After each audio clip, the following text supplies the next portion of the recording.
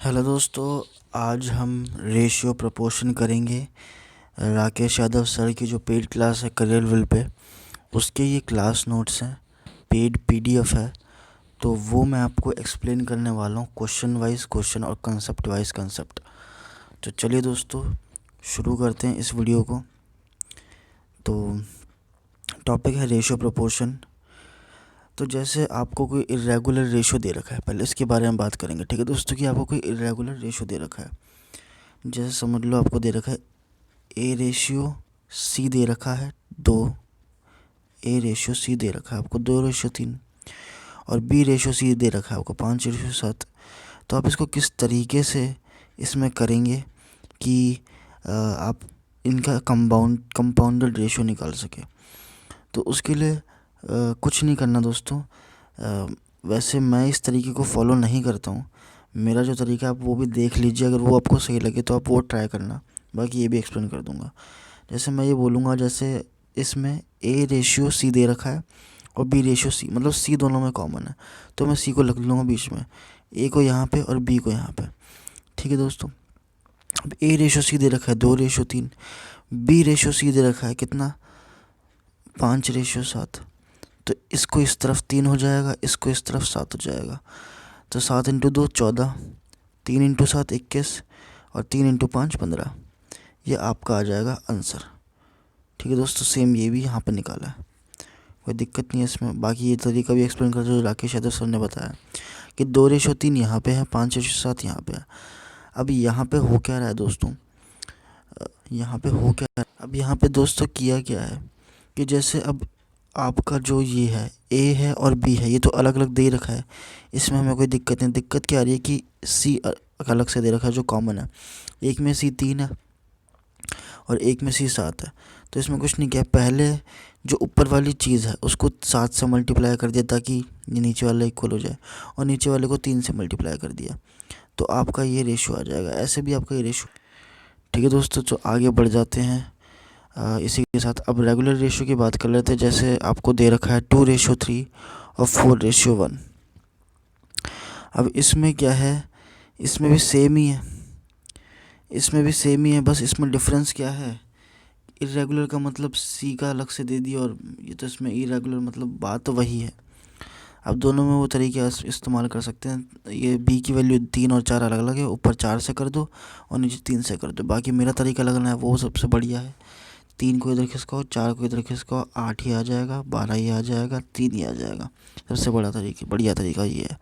बाकी आपकी मर्ज़ी है, और हर तरीके पर लग जाएगा। जैसे आप सोच रहे होंगे A ratio B ratio C ratio D में कैसे लगेगा, तो इसको देखो कैसे लगाएंगे दोस्तों। जैसे दे रखा है, अब आपको 2:3 दे रखा है, ठीक है, ये कम पड़ जाएगा। और आपको दे रखा है 4:1, ठीक है, अरे यार ये कम पड़ जाएगा। तो यहाँ करके देखते हैं A ratio B ratio C ratio D. ये दे रखा है दोस्तों 2:3, ये दे रखा है 4:1, और ये दे रखा है 5:2। ठीक है, अब हमें कंपाउंडेड निकालना है। यहाँ पे 3, ठीक है, यहाँ पे 1, यहाँ पे 4, यहाँ 5, यहाँ 5। ये कितना आ गया दोस्तों, 20 40 40, 20 60 60 60। तो वो समझ गए होंगे दोस्तों, ये भी है। बाकी इसमें भी आप कर सकते हो, बस फ़र्क इतना है कि थोड़ा सा लेंथी मुझे लगता है ये तरीका। आप देख लो, इसलिए मैंने समझने की भी कोशिश नहीं करी। ठीक है, अब आगे बढ़ जाते हैं दोस्तों। अब जैसे ए रेशियो भी आपको दे रखा है, बी रेशियो सी आपको दे रखा है, ए प्लस बी और बी प्लस सी निकालना है। ऐसे क्वेश्चंस को आप कैसे जल्दी से कर देंगे, ये आपको सोचना है। या तो आप 6 एलसीएम लेके इसको वैसे रेशियो में कर दो, क्रॉस मल्टीप्लाई कर सकते हैं, ठीक है। या आप क्या कर सकते हैं, कि क्रॉस मल्टीप्लाई करके 3:2 आ गया और इसका कंपाउंडेड निकाल लिया, फिर ऐसे कर सकते हैं। तो इसमें जिस तरीके से कर रखा है दोस्तों, इसमें कैसे कर रखा है कि ए रेशियो बी है 1/2 रेशियो 1/3, क्रॉस मल्टीप्लाई किया 3 हो गया ए के पास, बी हो गया 2 के पास, ऐसे यहाँ कर लिया, बी हो गया, बी के पास 3 आ गया, सी के पास 5 आ गया। ठीक है दोस्तों, अब सेम वो तरीका लगा देंगे। यहाँ पे 2 देखो, यहाँ पे 3, सेम वही चीज़ इन्होंने भी लगाना शुरू कर दिया। आगे बढ़ जाते हैं दोस्तों। 5600 is divided among A, B, C and D in such a way that the ratio of share of A ratio B is 1:2, B ratio C is 3:1, C ratio D is 2:3. Find share of A plus B। दोस्तों आप देख रहे होंगे कि इसमें कुछ नहीं है, कंपाउंड रेशो निकालना है और इस पूरी वैल्यू को इसके इक्वल डाल देना है जो दे रखा है। एक यूनिट की वैल्यू जो आपके पास आएगी ना दोस्तों, उसमें आप 3 + 6 कर दोगे तो 9 आ जाएगा। उसकी वैल्यू निकाल देंगे जो कि 1 यूनिट की वैल्यू 400 रुपये है, तो ये आ जाएगी। इसको सिंपल से क्वेश्चन है इसलिए इस पर ज़्यादा जोर नहीं दूंगा दोस्तों। आगे बढ़ जाते हैं। The ratio of expenditure of A, B and C is 16:12:9 and their total income is 1530. Find the share of B's income if they save 20%, 25% and 40% of their income। अब ये दोस्तों बहुत ही प्यारा और बहुत ही बेहतरीन किस्म का क्वेश्चन यहाँ पे रख दिया गया हमारे समक्ष। तो इसको हम अच्छे से समझने की कोशिश करेंगे। क्वेश्चन हमसे क्या कहना चाह रहा है, बड़े प्यार से बड़े आराम से करेंगे। तो ये है कि रेशियो ऑफ एक्सपेंडिचर दे रखा है A ratio B ratio C का जो है 16:12:9, वो यहाँ लिख दिया, ठीक है। अब क्या बोल रहा है, उनका टोटल इनकम दे रखा है। जो शेयर है B का, हमें B का शेयर निकालना है। अगर वो 20%, 25%, 40% शेयर सेव करते हैं अपने शेयर इनकम का, तो अगर A 20% सेव कर रहा है मतलब 5 कमा रहा है और 1 खर्चा कर दे रहा है, 5 कमा रहा है 1 खर्चा कर दे रहा है, तो मतलब एक सेव कर रहा है और 5 कमा रहा है, तो मतलब खर्चा कितना कर रहा है, 4। 4 की वैल्यू यहाँ 16 दे रखी है, 4 की वैल्यू यहाँ 16 दे रखी है, तो 1 यूनिट की वैल्यू 4 आ जाएगी, तो मतलब इनकम 20 हो जाएगी। तो इनकम का रेशियो हमने निकाल लिया ऐसे, इनकम आ जाएगा इसका 20।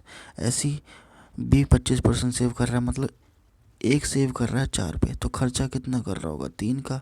3 की वैल्यू 12 है, 1 की वैल्यू इंटू 4 हो गई, तो इंटू 4 जब 1 की वैल्यू तो ये 16 हो जाएगा। तो इनकम का रेशियो B का 16 आ गया। सेम B का निकालेंगे 2/5। 3 खर्चा कर रहा है, 3 की वैल्यू 9 है, तो इसकी वैल्यू 15 आ जाएगी।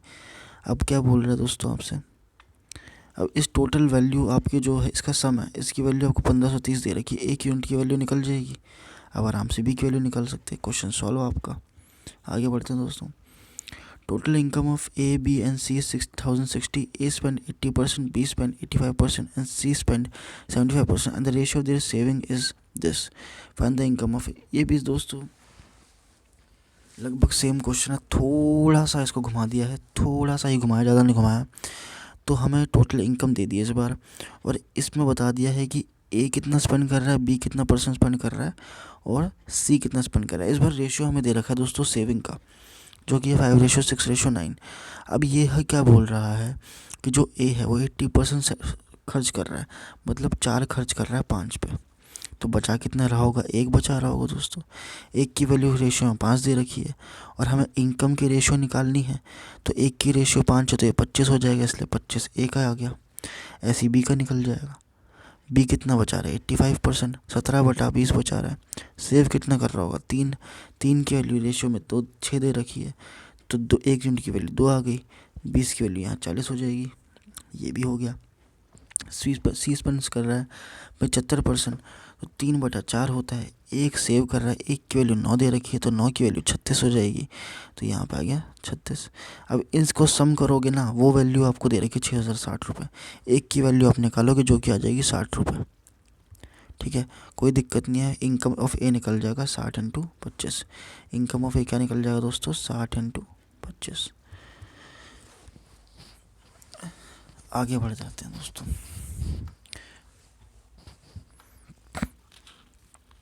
"94 is divided into 2 parts in such a way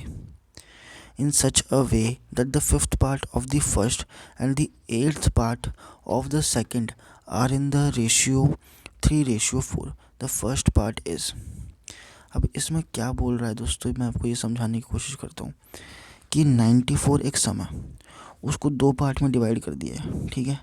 इस तरीके से डिवाइड किया है कि जो 5th पार्ट है उसका जो फिफ्थ पार्ट है फर्स्ट का और जो एट्थ पार्ट है सेकंड का वो 3:4 में है, मतलब 1/5 पार्ट फर्स्ट का और 1/8 पार्ट सेकंड का 3:4 में। क्वेश्चन की लैंग्वेज सेम टू सेम छाप दो यहाँ पे। ए का मतलब पहले ए का 1/5 पार्ट अपॉन बी का 1/8 पार्ट का रेशो दे रखा है 3/4। सॉल्व करोगे आपके पास क्या आ जाएगा, देखो आपके पास A/B की क्या आ जाएगी दोस्तों, रेशो आ जाएगी। तो A + B की वैल्यू आपकी कितनी हो जाएगी, जो भी होगी वो 94 के इक्वल होगी। एक यूनिट की वैल्यू आपकी आ जाएगी तो हम A की वैल्यू निकाल लेंगे जो कि 30 हो जाएगी। ठीक है दोस्तों, आगे बढ़ जाते हैं। 900 is divided among A, B, C. The division is such that 1/2 of A's money is equal to 1/3 of B's money and equal to 1/4 of C's money. Same दोस्तों, ये क्वेश्चन की लैंग्वेज लिख दी, A, B और C का ratio निकाल लिया, ठीक है, कोई दिक्कत नहीं है, आराम से उसके बाद क्वेश्चन को कर सकते हो क्योंकि A + B + C की वैल्यू 900 रुपये दे रखी है। अगर आपको कंसेप्ट जानना है तो इसको इस तरीके से करते हैं, कि A/5 B/6 7/6 8T/8 K के इक्वल मान लेते हैं, फिर K की वैल्यू निकालो, फिर ऐसे करो, वैसे भी कर सकते हो।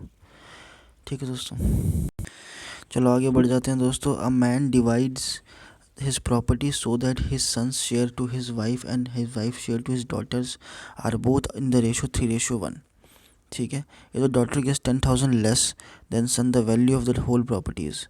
सेम दोस्तों, आपको सन और वाइफ की रेशो दे रखा है और वाइफ और डॉटर का दे रखा है। कंपाउंडेड रेशो निकाल के उसमें से बोला है जो डिफरेंस है, जो डॉटर का जो अमाउंट है वो उस बेटे से 10,000 कम है, तो यहाँ पे डिफरेंस निकालोगे तो 8 की वैल्यू 10,000 के इक्वल, एक यूनिट की वैल्यू निकाल लोगे और टोटल प्रॉपर्टी निकाल लोगे।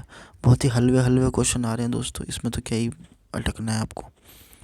5,625 is divided among A, B and C in such a way that A receives 1/2 of the sum of B plus C. Find the amount received by A plus B if B receives 1/4 of A plus C। ठीक है दोस्तों, तो ये question देखते हैं क्या कह रहा है कि जो A, B और C है वो अपने अमाउंट को जो कि है 5,625 इस तरीके से डिवाइड करते हैं कि A को मिलता है A B + C ratio A है 2:1 और A + C रेशियो B है 4:1। अब इसमें क्या है, इसकी टोटल वैल्यू 3 है, इसकी टोटल वैल्यू 5 है, वैल्यू तो सेम करनी पड़ेगी, वो कर दी। उसके बाद क्या हुआ, करने के बाद आपने इंडिविजुअल रेशियो निकाल लिया, उसको 5,625 के इक्वल डाल दिया, एक यूनिट की वैल्यू निकाल दी और A + B की वैल्यू निकाल दी। ठीक है दोस्तों, बाकी हलवाई क्वेश्चन था ये भी। सेम इसमें भी देखो दोस्तों, आपको कुछ नहीं करना, एलसीएम लेना है नीचे से और 6800 पैसा है, ABC ने इतने रेशियो में काट रखा है, डिफरेंस निकालना है ग्रेटर और स्मॉलर का, एलसीएम लेके रेशियो निकालना है और 68,000 के इक्वल कर देना है, कोई दिक्कत नहीं होगी इसमें। अब थोड़े नए कंसेप्ट की तरफ चलते हैं दोस्तों। थोड़ा नया कंसेप्ट ये है, जैसे समझ लो कि आपको A/B = C/D दे रखा है, E/F दे रखा है 2/3। तो अगर आप कभी भी इसको ऐड करेंगे तो A + C + E divide by B + D + F भी इक्वल होगा 2/3 के। ठीक है, ये पहली बात हो गई। दूसरी चीज़ यह है दोस्तों कि और एक और इम्पॉर्टेंट जो रिज़ल्ट है वो ये है दोस्तों, अगर आपने जैसे 2/3 के इक्वल है और 2A + 3C को माइनस करा 5E से और नीचे 2B + 3D ऐड करके माइनस किया 5S से, तो भी 2/3 के बराबर होगा। और अगर आपको ये दे रखा है A/B = C/D = E/F = 2/3, तो हमेशा 9A² + 18C² + 13E² divide by 9B² + 18D² + 13F² equal होगा 2/3 के होल स्क्वायर के।